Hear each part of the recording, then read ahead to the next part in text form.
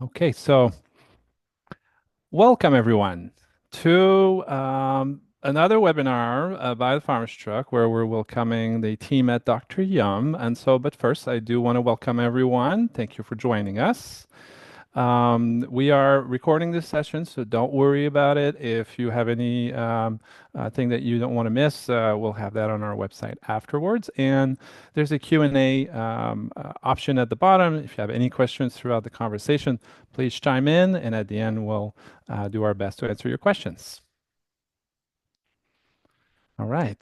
So today, I'm really excited to introduce to you Dr. Nimali Fernando. Dr. Nimali is a pediatrician and the founder of the Dr. Yum Project. And also joining her is Heidi Diogiano. Oh, sorry, I missed it. Diogenio. I practiced it. I'm doing better. I'm doing better. She is the founding board member and director of program for Dr. Yum Project. Thank you for having us. It's Yes, awesome to thank have you. you. It's awesome to have you guys. Um, Real quick, so we'll talk a little bit about who is Farmers Truck and what we're doing, and then we'll dive right into the subject. So, Farmers Truck is a social enterprise with a bold vision: fresh, accessible food in every community. And here's how we got here. Oops. Oh no. One sec.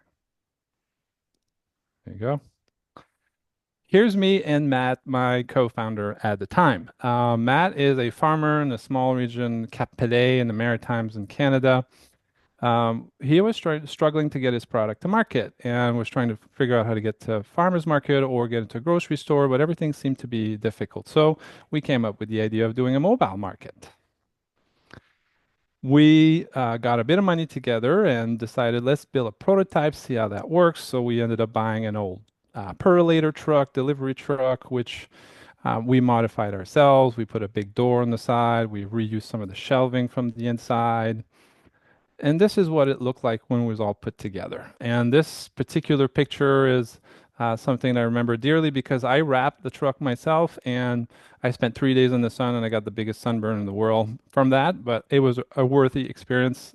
The truck looks amazing in red. So I had to do it. And here's how it looked when we were all set up on the side of the road. So we put a lot of emphasis on making sure the display was looking abundant and pleasing to the eyes. We eat with our eyes, so it's important to do that. So in 2015, we've launched our own mobile farmers market. We've learned a lot through the years, and we now empower others to do the same. The farmers truck is now the most popular mobile market truck in North America, collectively serving over 25,000 families a week. As you can see, communities love the truck. A lot of the organization that gets a truck also gives them a name. And as you know, usually when you park, there's already a lineup of individuals waiting to get in the truck. So these are really embraced by the community, and it's fun to see.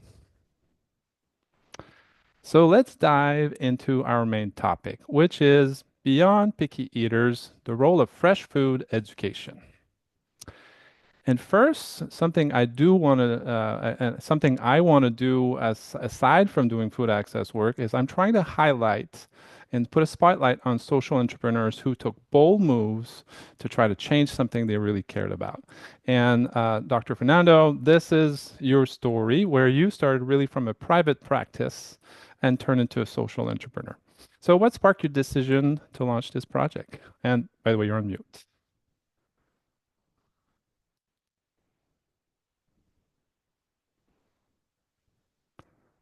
Thank you so much. I'm excited to learn about your entrepreneurial story too. It's so fascinating and it aligns so much with our work. Um, yeah, so I didn't anticipate early in my career that I would be sort of this pediatrician in the kitchen, but as it turned out, I came from a family that enjoyed a lot of different foods. We cooked a lot. And so I was curious about the diet of my patients. I started out in academics in Texas, where I saw a lot of diet-related illness. And then about 20 years ago, we decided to move our family to Virginia, and I joined a private practice. And at the time, I was raising small children too. And I started to realize, wow, it's really hard to raise kids in this environment to be healthy eaters. And I was curious about why and what I could do because I was seeing that reflected in my own patient population too. And the usual things that we do to help our patients, giving them advice, giving them pamphlets, telling them to eat more vegetables, drink more water, do more physical activity, they just weren't sticking. And so I decided I really needed to do something different. So, as I was trying to figure out how to feed my own children a great diet and trying things, I decided, well, why not share that with my patients, my lessons learned, my failures, my successes. And so I started a website and I called it Dr. Yum.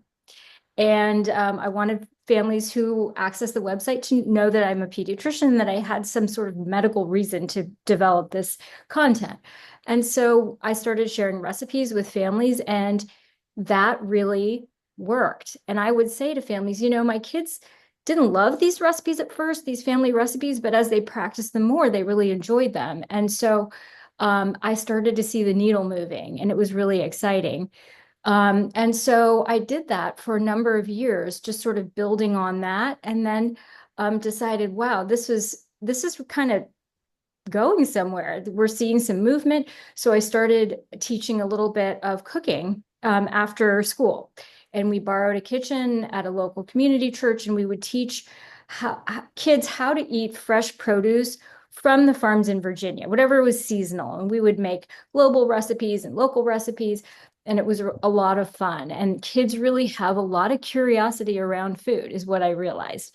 And if you give families very actionable advice, like a recipe, they are going to try it. And especially if you give them that sort of advice that they've got to keep trying, right? And so it was super exciting. And it was at that point I met Heidi, and we decided, there's something here. Let's create a nonprofit. And so we decided to become a 501(c)(3) back in 2013. And then I just had this idea that, if I want to really serve my patients best with this nutrition advice, I really need my own practice.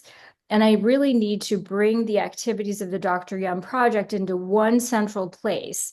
So we built a teaching kitchen, we put a garden there around the building, and I could see patients there. But more importantly, we could really observe barriers firsthand and come up with the solutions through the Dr. Yum Project program. So that might be recipes, that might be classes, that might be an app to help you figure out how to make meals quickly.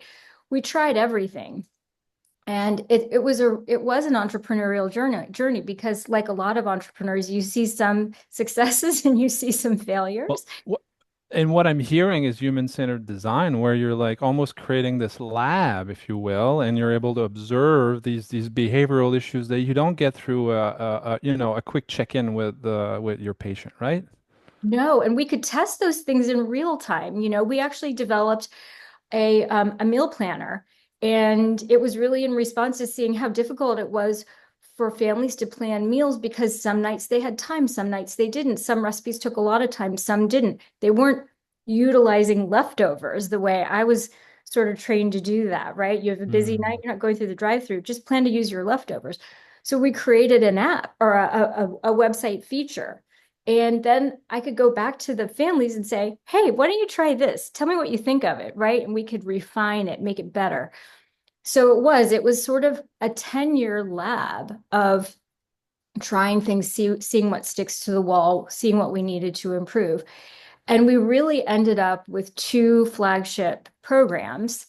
One of them is Dr. Yum's Food Adventure, which really came out of the idea that we wanted to help the youngest eaters in the community in early care and education centers by training their teachers on how to overcome picky eating behaviors. And we started with 8 schools in Virginia. We trained those teachers really well. I partnered with a good friend named Melanie Potok, who is a pediatric feeding specialist. And we learned a lot from her about feeding, and we taught those teachers. And what we realized through the pandemic, when we had to shut down a lot of our local, cooking classes and so forth, that there was a real appetite for this nationwide. And we figured out how to scale that training.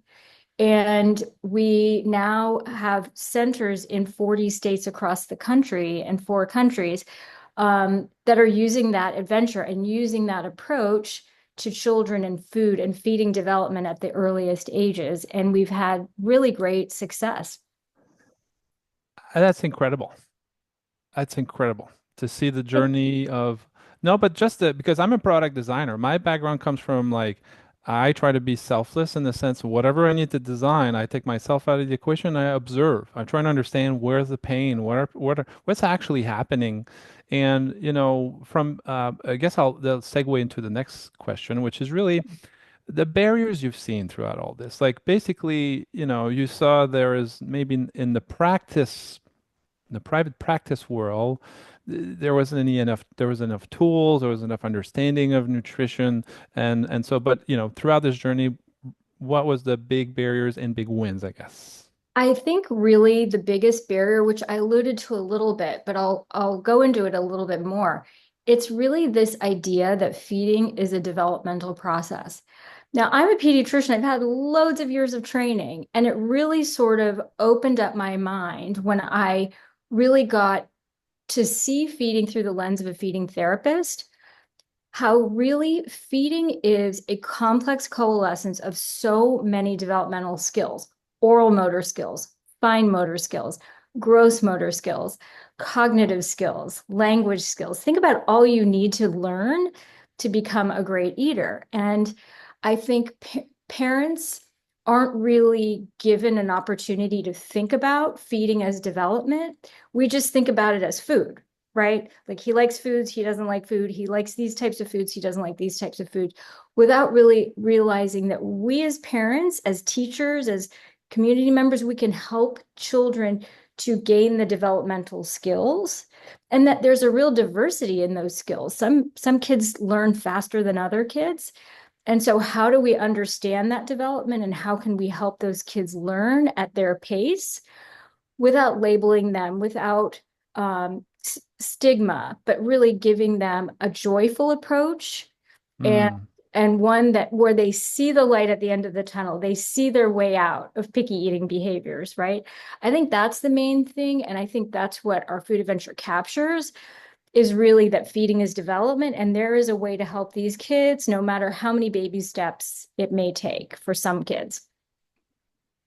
And as far as barriers, would you say that I don't know, it was the medical industry not necessarily up to speed with the understanding of nutrition and development, like childhood development? What was the barrier that was existing that you kind of like, I had to get through this? Well, I think in general, if you look at medical education, we are really taught a lot of biochemistry.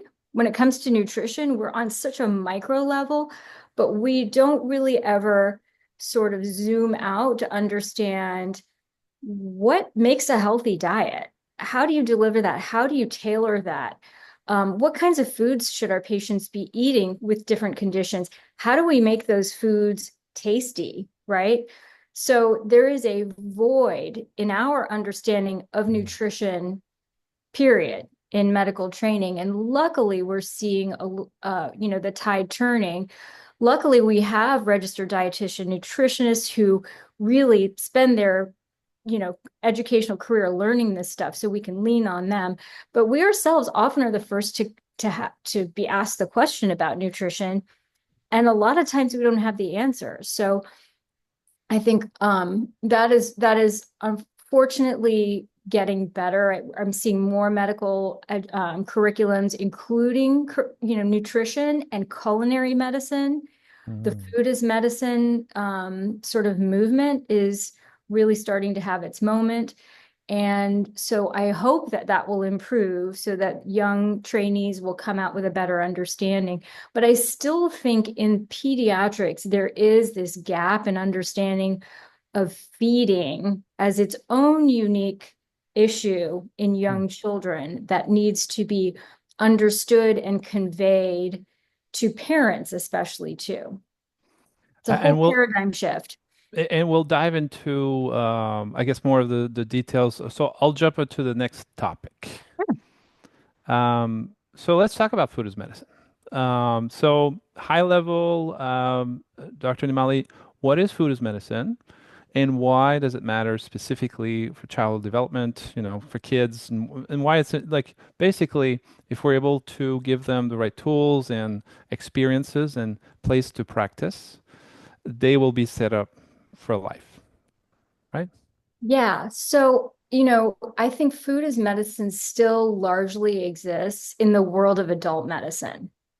And that's where we do see so many chronic illnesses, right? So it's this idea that we can use our food as part of a treatment plan, really.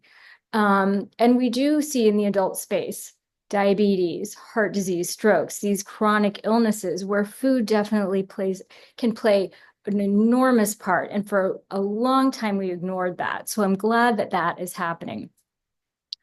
Food as medicine for children, though, I don't think has evolved as clearly or as fully yet, because I think when we think about food as medicine in the adult space, we're really thinking about the individual, right? The individual and his or her unique medical issues. But Mm. for children, most of the time, we're dealing with children and we're developing habits within a family, right? And so it is wildly inconvenient for everybody to have their own unique dietary situation. Right. Most of the time, we're coming to the table as a family and we're eating off of the same family table. So we really think about at the Dr. Yum Project this idea of one meal for one family, right? And how can we use the food to in multiple ways for these multiple generations that might be sitting at the family table. So for these grandparents, it might be food as medicine, really dealing with chronic illness. But for maybe the children, it's more of prevention of illness, right? Mm. And how can we modify those meals to be really applicable to the grandparents, the parents, the preschoolers, the babies, using small modifications to really make that one meal for one family. And we talk a lot about treatment, right? And so you're having this diet-related disease, as an adult, here's kind of 6 weeks of that type of produce box. Let's Right, hope the wind blows in the right direction and that fixes the issue. Um, I don't know how effective it is. I mean, the data shows that it's effective, but the thing is, long-term data, we don't know, right? And the mobile market version of us is really prevention. Like we want to right, make sure that right, families have access to that doesn't right. get to a treatment level, and it's the most cost effective really to prevent, right? So, I think that's where the mixture between food literacy and mobile markets like basically go hand in hand, right? So, Absolutely. um, okay, so maybe the next question, maybe I'll throw to ID if you're up for it. So, um, uh, so this is a bit about like trying to talk about the situation with families you work with, that you've worked with in the past, that are not living in an area where there's a lot of access, where they're struggling with food access and putting some fresh food on the table, really. So how do you approach that and try to meet families where they are? We our website has a number of free great resources that are available to anybody with with connection, and that is probably most people. We really try to coach families on a way to be able to think about exploring new foods, like using our meal-o-matic that we have on our website.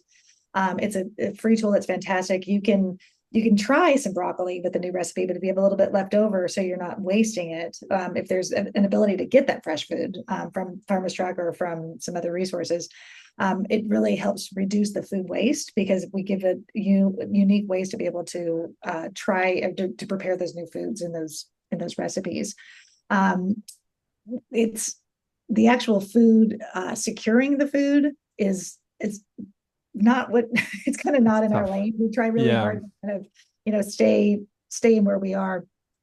But you Exactly. mentioned, Fred, we're sort of meeting people where they are.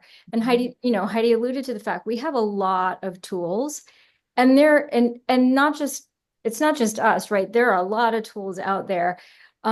one of the features on our website is you can search by category. So we do have WIC accessible recipes that use items that are on the WIC food package for people that are using that program. We have budget-friendly recipes. We have, we talk in our food adventure, we talk to parents about this idea that, when they are trying foods, the kids may have to try it several times, right? Before they like it. The average amount of times is 10 to 15 is what the research shows. So that's a lot of times where you might be throwing some of it away.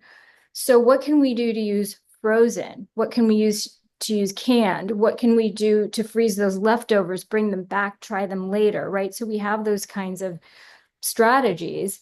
And I think when it comes to food access, we're really committed to being in those communities where access is challenging. We partner with the National Head Start Association, for example. And again, it goes back to, if you have limited dollars, you may not want to spend it on something your children may not like, right? So our approach has been put that risk in the school, right? Teach the teachers how to really inspire these kids, make the recipes with them in that monthly lesson, send that recipe home, right? And so when the kids actually are learning how to practice food, they're trying these recipes, they really like them, they come back with the recipe and they say to their parents, I want to make this, right? It's a lot less risky for their parents to spend the money at the mobile market or at the farmer's market to get that head of broccoli because they're seeing their kids eating it at school, right?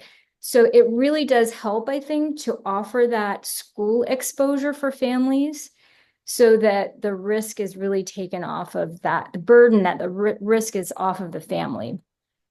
And I was thinking about the frozen too. The frozens are really like nutrition wise, frozen fruits and vegetable are the best, right? It retains its nutrition. Right. Can not so much, but it's still, you get your It's fibers, still I an guess. option, right? Still Right. an option.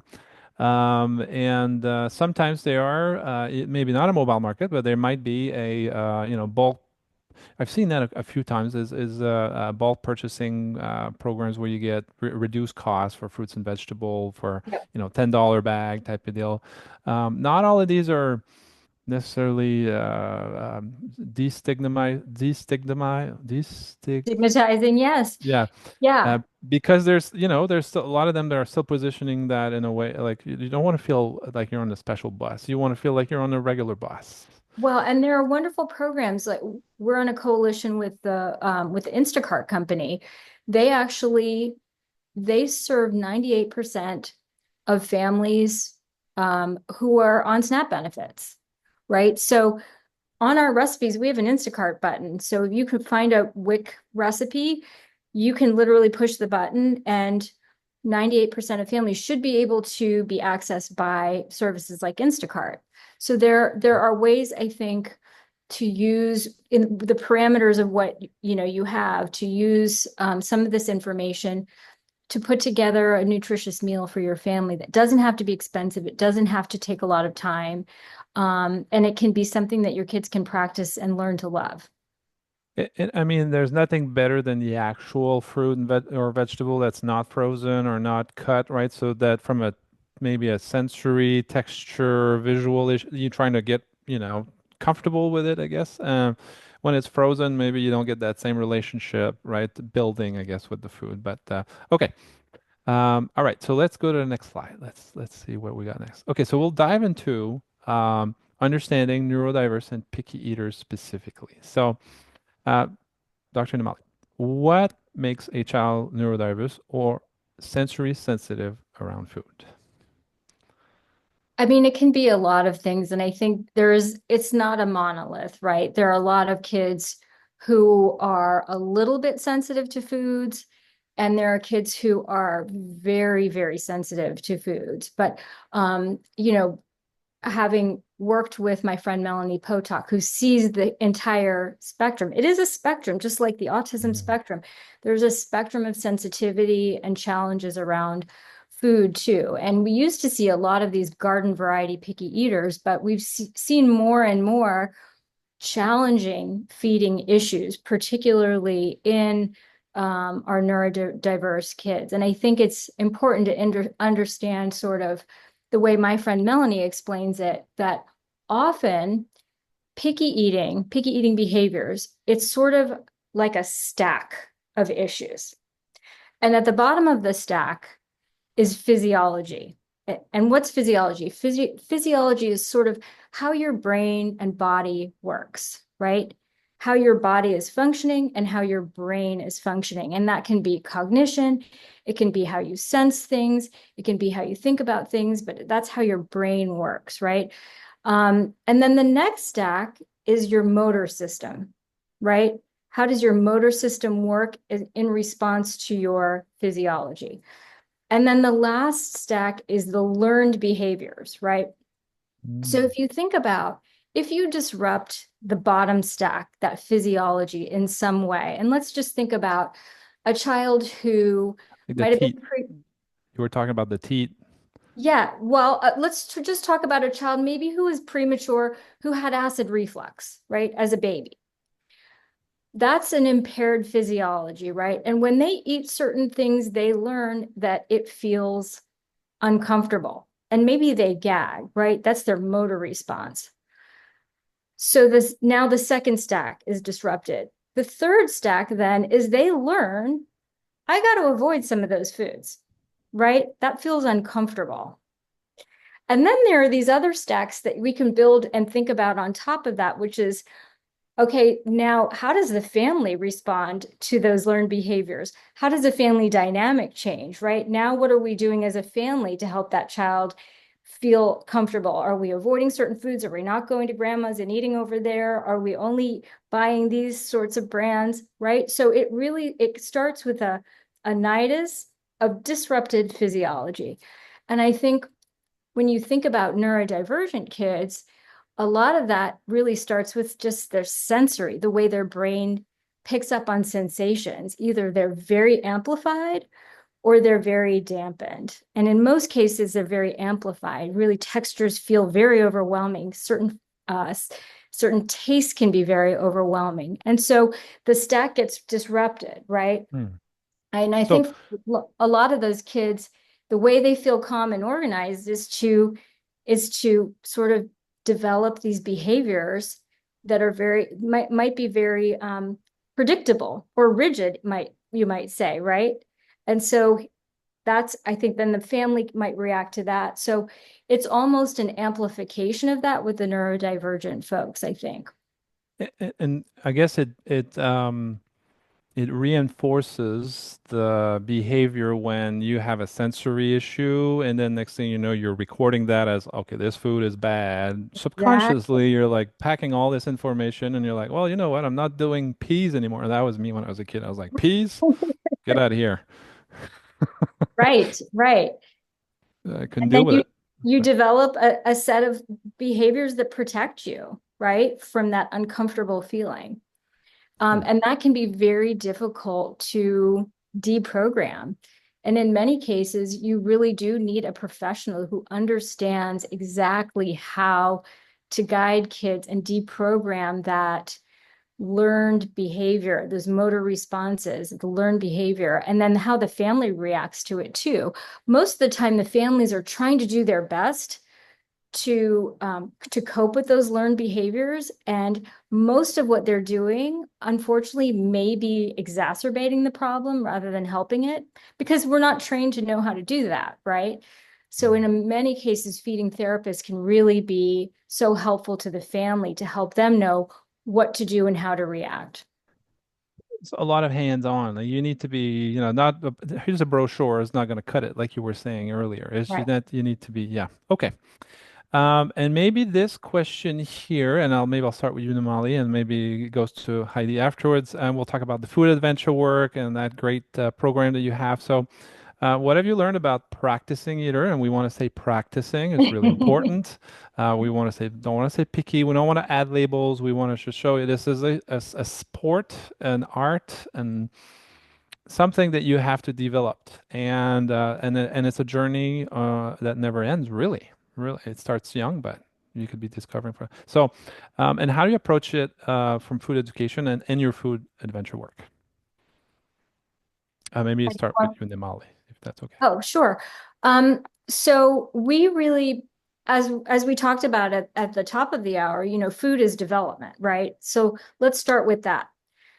If we think about other areas of development, let's say speaking or reading or walking, we know that there is a diversity in how easy or difficult that may be for a child, what the timeline looks like, right? Some kids pick things up really quickly, others maybe need more help or support.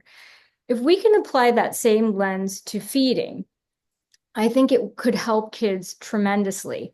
If you think about if a child is having difficulty reading, we wouldn't say, well, that child's a bad reader. He's never going to learn to read. He's going to need to use picture books his whole life. That's just who he is. That's sort of a fixed mindset, right? So we would like to apply this growth mindset or practicing mindset to feeding, right? So instead of saying, well, wow, he's just a picky eater. He doesn't like broccoli. He's never going to like broccoli. He only eats 3 things. That might be true right now, but it doesn't mean that we can't help that child. And so we really train our teachers, our instructors to talk about food as practice. It's not that you're bad at broccoli, but you need to practice, right? We know the research shows it takes 10 or 15 tries.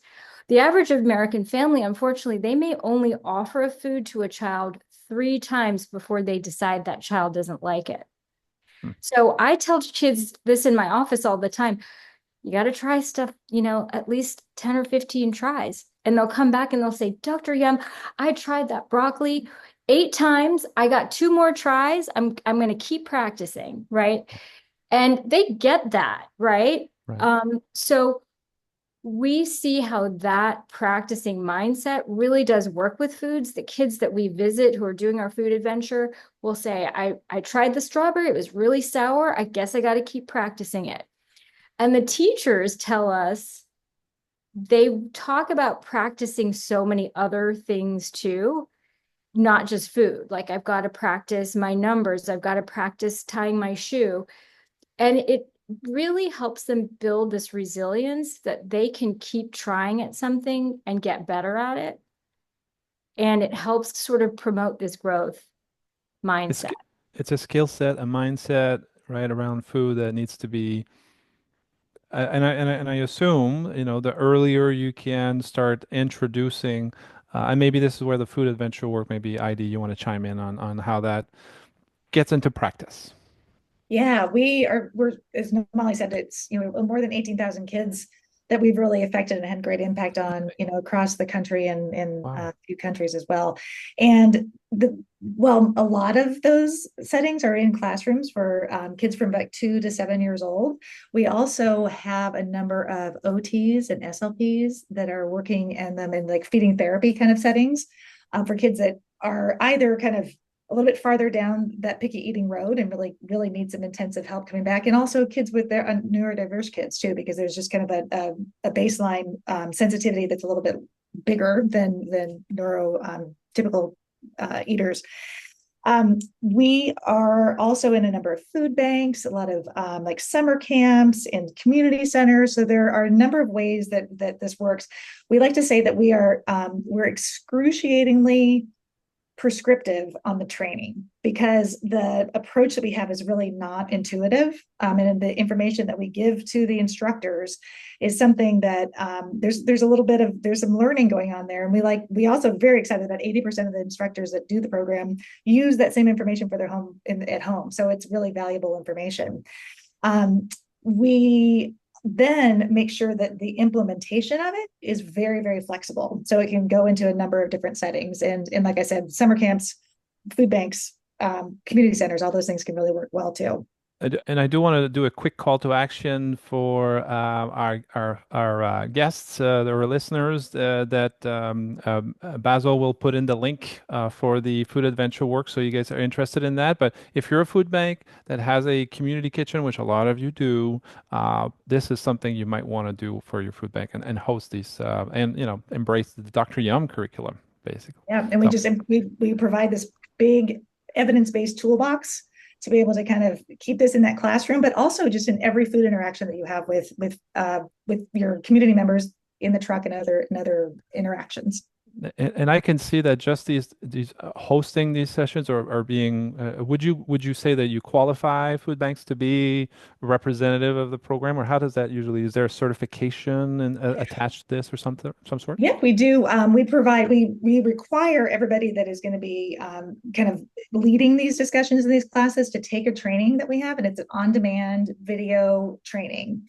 It's about 2 hours long and we chuck it down into 5 different modules to make it easier to kind of to absorb. And then once that training has happened, we have a little quiz to make sure everybody's getting the gist of it. and then the kit goes out. The neat thing is too that we don't have any subscription fees and we don't have any training limits. So as people come and go in the organization, as other people are just wanting to have, like if somebody is working in a food truck, but they're not actually working with the kids, they can take the training too, because that language in the folks that are coming and going is really helpful. So that's the process. Awesome. All right. So link should be in the chat. Anybody interested, please reach out to IDN and Dr. Young. Okay, one sec. No, still messing up my tabs here. One second. There we go. All right. And I see Paisley, you have your hands up. Please use the Q&A question. Anything you have, we'll get to it very shortly. I know it's everybody's hungry or maybe not on lunch break, but all right. So let's speed up a little bit because we're going to have after this our Q&A section. So action at the market. So position yourself, or I guess wear the shoe or the hat of a mobile market operator, and you have families coming over at the mobile market. They're, coming with their stroller or little kids. How do you approach families about food literacy, and what are the mistakes to avoid? And I'll start with you, Dr. Nimali. Well, I think, sort of leading with this openness that children naturally have. I mean, I spent the last 24 years with kids. They want to know everything. They're curious, right? And that applies to food too. But I think a lot of parents, they put their own sort of feelings and superimpose them on their children. And we've heard this a lot. We've done a lot of recipe, samples at different health fairs over the years when we were a very local organization. And a lot of parents will say, like, he doesn't like that. He won't try it. He doesn't like it. So I think leading with this sort of feeling or statement that kids really love trying things, and they're really explorers. We use the word food explorers a lot. I like that. Kids can really explore, and invite the kids to explore. And it doesn't have to be with their taste buds, right? Invite them to explore. And also, I think being sensitive to the fact that a lot of kids may be so sensitive that they're not ready to try with their taste buds yet. And sort of lead with however you'd like to explore. Would you like to touch it? Would you like to look at it? Would you like to tell me about the colors that you're seeing? This is what we do in our food adventure. It is a multi-sensory exploration. And we invite kids to be on the team. Hey, do you want to be on Team Kale? You don't have to try kale to be on Team Kale. You can feel the bumpy texture of the dinosaur kale. You can tell me what color it is. You can be on Team Kale too. That's how we approach it in the classroom. And it seems to be an approach that works because it doesn't feel overwhelming to a lot of kids, right? They can sit in circle time and look at the kale and be on Team Kale. I think that's, sorry. Yeah, go ahead. Well, so from a mobile market operator, I guess it's a good practice to create a display, right? A display that is exploratory in a sense, right? Yeah. That colors are really well mixed. Obviously everything that's in, if you're following the season as a mobile market, then most likely every couple of weeks you have something new to get to try and get to taste and get to touch and things like that. So I think that from an operation standpoint, there's a lot of opportunity to make a fun exploratory environment. So that's really cool. Yep. Okay, fun literacy activity. A market staff can offer kids under 10 minutes. Something that We see food literacy activities happen all the time around mobile markets. Maybe not necessarily around families and kids specifically, but something that's fun, something easy to do that you can do outside, not too complex, I guess. Well, I think one thing that we've taken a look at is this cute little tool that we use called the Yum Score. Right. And this was originally a score system that we use to help kids, especially those kids who aren't verbal, to encourage them to try a food with whatever sense they are comfortable, and then rate that food. And so we just updated that Yum Score. It's a series of faces, and it goes from a not yet face to a practicing face to okay, yum, and super yum, right? And again, kids may not be that comfortable trying with their taste buds, but they can use the Yum Score with other senses too. And I think it's a quick little tool that I think encourages kids to try. If they're not comfortable talking, some kids are shy, they may not have all the verbal skills yet to express how they're enjoying the food, but they can point to a face. And the faces are little emojis, so they're very familiar too. That I think is an easy way to engage kids, because kids at the end of the day, they do like to share their opinions with you. They like you to know how much they like or don't like something. So that Yum Score can be a great tool. And we just revamped that score for our programs that use the food adventure to use that practicing mindset. So instead of saying that they don't like it, they might say, maybe not yet, or I'm still practicing that, right? Because it's a continuum, it's a spectrum. And we tell them as you keep trying, the food gets yummier because you're getting better. Your taste buds are getting better. And I guess the previous version, it started at yuck and then went all the way to very yum. But Yes, the yuck kind of put a label on the exactly. situation that was no good. It's more Yes, about you're practicing. So are you ready to yes, practice or not practicing? Kind of. that's I like right. that. That sounds great. Yes, yeah. Uh, We're excited for our schools that are already engaged in the program to get their new Yum Scores and see if that is more aligned with the language that they're already using and that we train them to use. And I think it's going to be a great upgrade to the work that they're doing. Very cool. Okay, so we're about 15 minutes down. So we'll do our lightning round quick tips. This is kind of I'll throw one at you, Dr. Nimali, throw one at you, ID, if that's okay. Maybe we'll start the first one with one food every parent should try offering differently. Dr. Nimali. I would say leafy greens. And this is really just from 10 years of teaching kids to cook in our teaching kitchen. Leafy greens like kale and collard greens, they're so high in nutrition, but they can be really difficult for kids to wrap their heads around and to feel comfortable around. And so we do a thing called food chaining where we'll impart a different texture or taste that's familiar to a food that's unfamiliar. So what we did with kale is we would make it crispy and we would make it a little bit seasoned like a chip or a cracker, Mm. right? And so we have a recipe where we bake the kale into little kale chips and we add a seasoning that kind of resembles like a cheesy cracker or a nacho chip and with nutritional yeast and some great ingredients. And when I say we would have to hide the bags of kale we baked, we'd like to share the recipes with the parents when they came back to pick the parents up, but sometimes they would eat all of the kale before the parents could try. So we would hide some of it.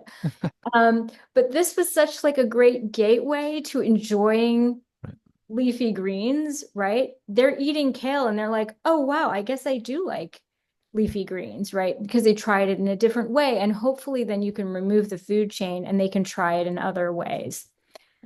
And different chop, different sometimes a smoothie, sometimes in Right, different right, right, shapes right. and forms. All right. Okay. Thank you. Best way to reduce stigma for kids who need support. Heidi.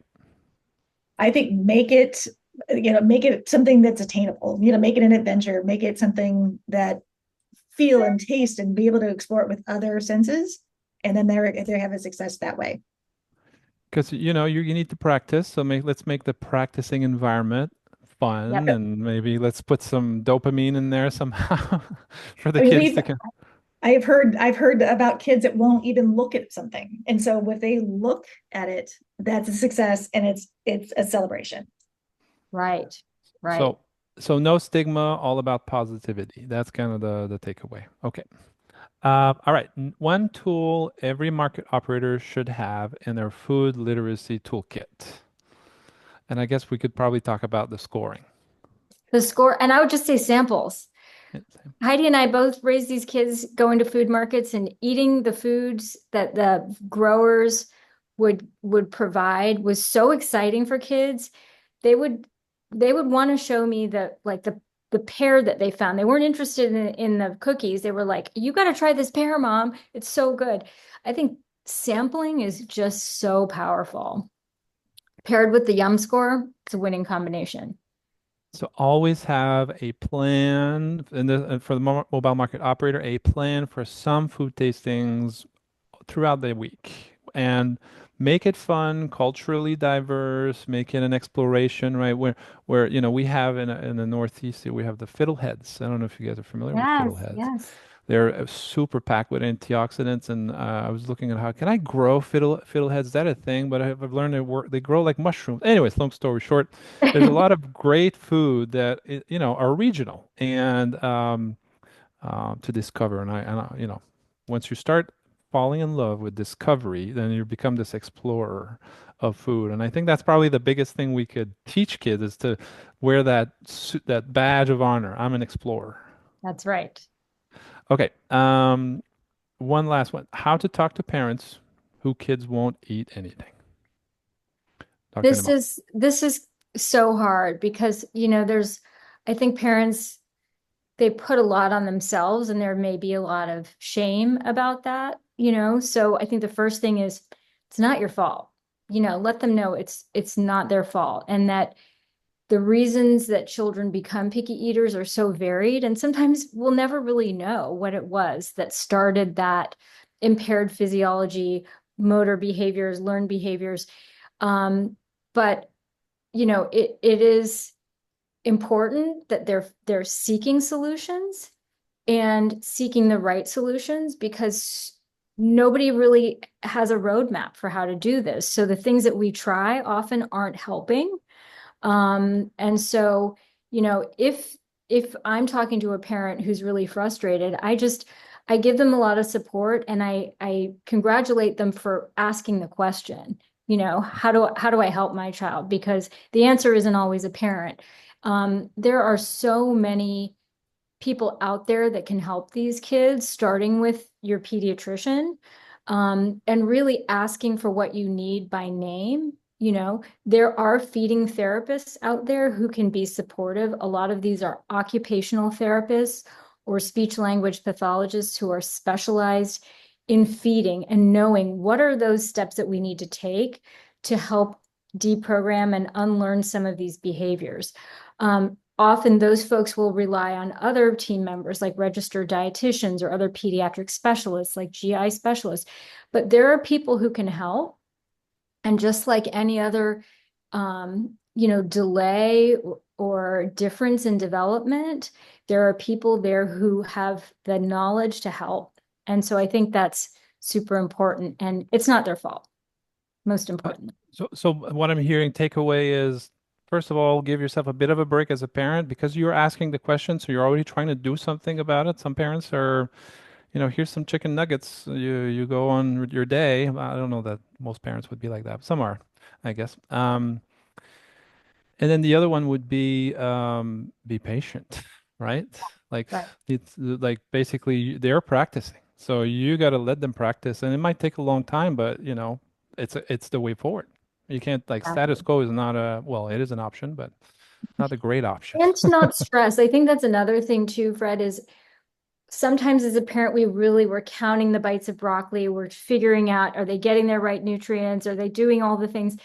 And at the end of the day, a mealtime should really be about conversation and connection. And if we can strip away the stress, we often get to the bites of broccoli sooner, right? if we're not worrying and stressing and rewarding and punishing and commenting all the time, if we can just remember that when we come to a meal together, this is a time of connection. There's so much around meal times that's so much more important than just what we're eating. These family meals really create connection, resilience. There's so much, research to show that kids who engage in family meals engage in less risky behaviors. So there's a lot more going on at the table than just what the food is. Let's cook together, right? Yeah, Let's and let's involve cook together. Yep. Heidi, I don't know if you had anything to add. No? Okay. I love what you guys do. I'm so honored to have this time with you today. And yeah, no, I don't. Awesome. Okay, so I think we're at our Q&A section. We have about 7 minutes left, but hopefully people stick around and we'll do our best. Basil, are you there? Checking in. Yes, I am. We have 20 minutes left. Okay. Yeah, so I Right, carved right, out right. this time specifically for the Q&A. Did you want to talk a bit about the materials that Yeah. Real quick, I'll just point out to everyone that we have a forum right now. If you're interested in some food literacy material, Dr. Yum and us we're putting together some stuff together, and we're still trying to figure out what that is. We have a coloring book right now we've created. It's fun, it's literacy, it's how things grow and things like that. But and Dr. Yum has an extensive library of tools and things that you can look into. So. Sign up. We'll reach out to you and we'll try to make something for you, or either ship something or we'll work something out. So, all And right. I'll paste the in case you guys someone doesn't have access to the QR or camera right now, I can post that form into the chat right now, which will allow you to fill out that form. We'll just get some information about you, and then we'll reach out to you after to see what exactly you're looking for or what your needs are. All And, right. and we and we do see a little sample of the new Yum score. So I did put that in there. So if you're curious. All right. Sorry, Basil. No worries. Okay, I am sending everyone the link for the form. It's in the chat right now, and we'll get started with some questions here. So, um, Lee Cheney asks, what about food is medicine prescriptions that drive them to pantries, at least for those who are underserved and low to medium income. Here at Serve, at Stafford VA Food Pantry, we got our first prescription from an 18-year-old. She brought her mother, and as a result, they were both able to openly shop our produce market we have created on site with food from farmers. So I believe the question is medical prescriptions that drive them to pantries or fresh food access points. Maybe I'll take that one. So my understanding is that food is medicine, and the distribution and the food boxes and the produce box and the medically tailored meal and everything that goes in. A lot of food banks are looking at how they can get in that action, because really they're well suited to do this. They have the logistics, they have the motivation, they care about their community usually. So this is a good extension of their work. So pantries are really well suited for that. But there's other players out there, and maybe Dr. Nimali, if you know of any other ones, Tangelo is another one. They kind of combine healthcare, and maybe you can hope. I don't know if you have anything else to add. No, I love the idea of the food prescription, because again, it takes the risk away from the family, right? They're getting this produce, hopefully with some instruction and ideas about what to do with it. There is a program called FlipRx, which is out of Children's National Hospital in DC. My son is actually working with that group right now, doing some research on health outcomes. They've been doing really good work in communities in the DC area, distributing, those prescriptions to families that need it. And also, I think there is a cooking component too, and a community component where they can share amongst families things that are working, recipes that they like.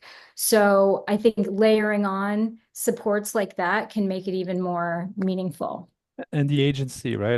That's what I Right. heard. Yeah, it's really important. Sometimes the box feels like, here you go. We know what diabetes is all about. Here's the box. You're like, what? I don't know, I'm not a fan of kale. Right. Right. I don't want to do kale. Right. Right. Um, right. Um, All right. Okay, sorry. Go ahead, yeah, Buzz. no, next question is from Mark Miller. How do you see policy playing into this as well as funding other alternatives for growing food? I see so many vacant warehouses and see so much possibility. So this is a bit more of a policy question. Fred, I'll throw it to you. Yeah, I don't know what there's a lot going on these days. I don't think we want to dive into all that, but I think that, there's always going to be money, whether it's private foundations, whether it's coming from the state or the county, or to do these. Well, we talk about food access, I think this question is more about growing food and making food more accessible, maybe, Engel, if I understand the question correctly. Um, Vertical farming is still a tough sell. I don't know if you know about Plenty. Plenty just shut down 3 weeks ago. They were invested by Bezos and a bunch, and they were really kicking it off, like in the valley, and doing really good. But farming is. I mean, the joke is, if you want to make a small fortune farming, you take a big fortune and you buy a farm. And 86% of farmers have a second job to keep farming. Like, this is the reality of our food world and the production we have. And, everything we talk about here doesn't happen without farmers. There's none of this, right? We're depending on them, and we're kind of leaving them a bit at their mercy. So it's a tough sell to be a farmer these days. So I don't know if I answered your question, or I got you more question out of this. I mean, hence the little coloring book, Farmer Freddy. I think your goal here, Fred, was to motivate kids to look at farming as a potential job for their future as well. We Right. definitely need more farmers, and there's a lot of statistics that would motivate you to start changing youth's mind about this conversation.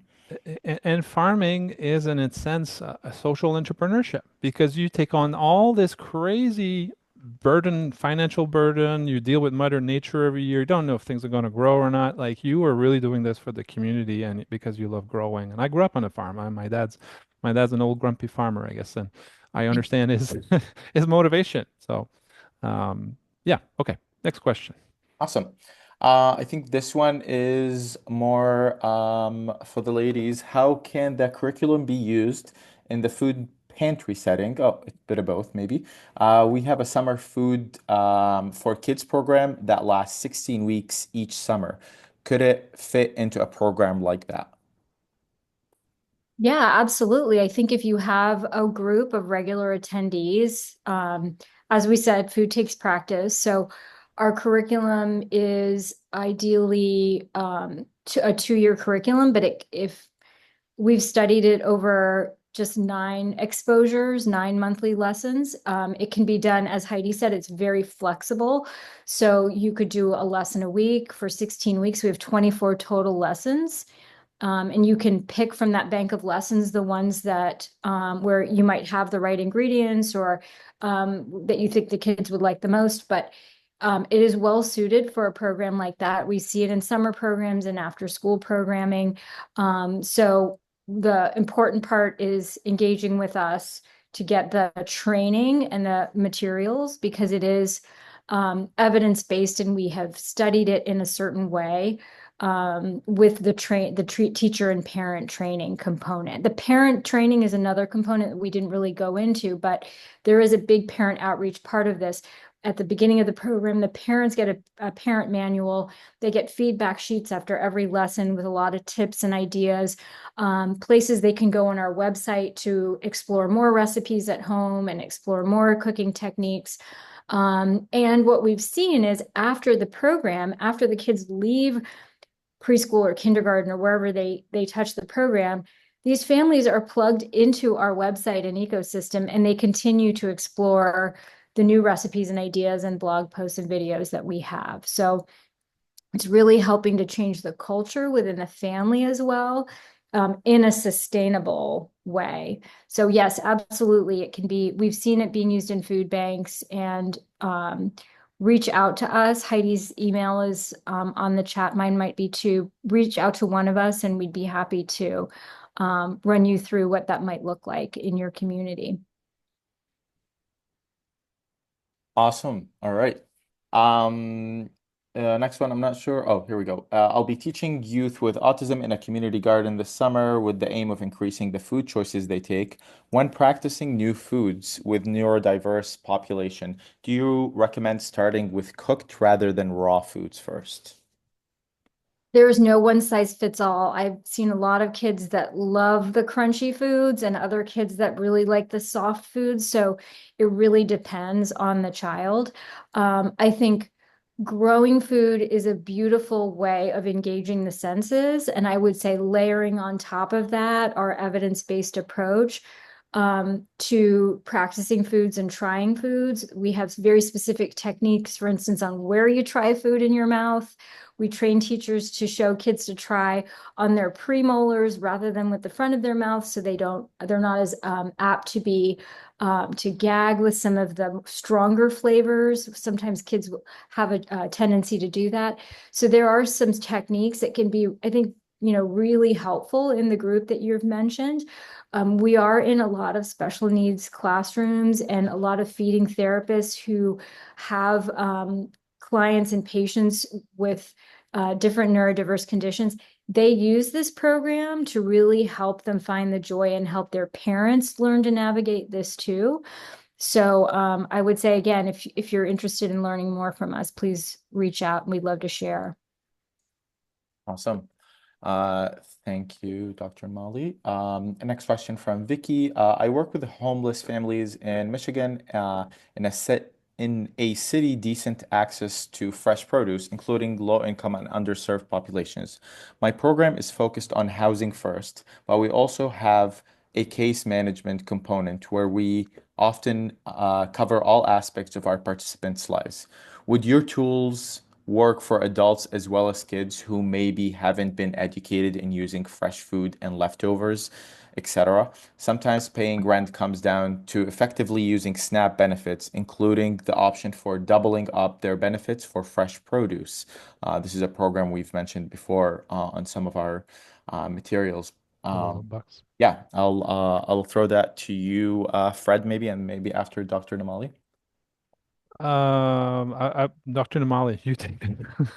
So I would say our Meal-O-Matic can be a great tool because, often when people seek assistance with foods, they may be receiving foods that are unfamiliar to them. So the Meal-O-Matic literally lets you plug in foods that you have to create a recipe if you're not familiar with how to use that food. We actually did partner in the recent past with a food, not a food pantry, but a homeless shelter, where a lot of the folks might be temporarily rehomed into hotels without a kitchen, right? So they might be using plug-in appliances. And you have an image actually of one of our Meal-O-Matic meals, but in paper form that uses a plug-in appliance. So maybe a blender, a slow cooker, a skillet, right? An electric skillet. So you don't have necessarily an oven, a stove, but you might have these plug-in appliances. And how can you take those recipes or those ingredients that you might get and make a meal out of it? And we did it on paper too, just to sort of take away the barrier of, I don't have a smartphone to do the Meal-O-Matic online, or maybe I don't have Wi-Fi, I don't have internet access. So those during the pandemic, our local food banks were sharing those as inserts in food distributions to kind of give people some resources and ideas of how they can take ingredients and make them into a meal. And I would add, I guess, if you're in a situation where, I don't know, I call it 1,000 cuts of poverty, and especially if you're experiencing homelessness and you're, eating fresh food is not top of your priority, but humans are often like water. They'll go where it's easiest. And so, if you're at the shelter and you prepare a tray of celeries, or carrots, or just things like every day you put it out there, they grab a coffee, well, maybe they'll grab something. I think also is at a certain age, you've kind of baked in some bad habits, I guess. To retrain, or I guess deprogram, as what you were saying, Dr. Nimali, is hard with kids, but imagine with someone that's been doing the same thing for decades sometimes. So I think the approach here is to celebrate food, is to not stigmatize what they eat. You want to eat that, you eat that. But by the way, there's some carrots here, or there's some a little dip here. There's just something that's an easy to grab and go and do their thing. I think that potentially could work out. So my two A cents. lot of times parents are motivated by their children, right? And it is so important for parents to model behavior and set a good example. And the research shows very clearly in the preschool age group, the amount of vegetables a preschooler eats is almost directly, it correlates with how many their mother eats, right? They are seeing what parents are doing around them. And so I think a family approach to changing behaviors is super helpful when we apply that family approach. And we're not just telling the child they need to eat better, but we're showing the family how to add foods to their diet, not necessarily taking foods away, right? We're not telling anybody they've got to get rid of their favorite foods, but how do we layer on new foods, new recipes, new ideas, and have everybody try that? It is remarkable how the whole family's health trajectory can change. And we've seen that in one of our programs called Touch Points. It's a lifestyle program. Parents will come in because maybe their child is overweight or obese, and they're learning these behaviors and modeling them. And lo and behold, they're starting to get healthier and feel better too. Awesome. I'm going to challenge you guys for some quick answers since we have 5 minutes left and quite a bit of questions left. Oh, wow. I'll do some of the short ones, and perhaps you can give us quick questions. So, Dr. Yum, can we purchase the safety knives you use from you? Yes, we have them in our Amazon store. If you go to our store up in the search bar, you'll see another link to our Amazon store where we have some of those favorite kids tools. The puppy knives are our favorite. We teach 3 and 4-year-olds knife skills using these magical puppy shaped Swiss knives that cut food beautifully, but won't cut hands. We teach kids proper knife skills and how to be great little sous chefs. They are literally cooking in ways that their parents never expected. And they are transformational. So I would highly recommend, if you have a little kiddo in your life, to check out those puppy knives. They're in our store. We have a little Amazon store, so we don't get much back from it, but you can at least find them there. All right. I'm going to keep moving quickly here. Do you have those parent materials in Spanish? We do have parent materials for our food adventure. All of the parent materials are translated into Spanish. So the feedback sheets, the parent manual, all in Spanish as well. Cool. Another quick one. How can we introduce new foods to teenagers rather than kids in this case? Uh, Teenagers are interesting. We have a little series called Cooking on Your Own for the First Time on our YouTube channel. The way I usually engage teenagers is by really pointing out what a short time it is before they have to learn to feed themselves.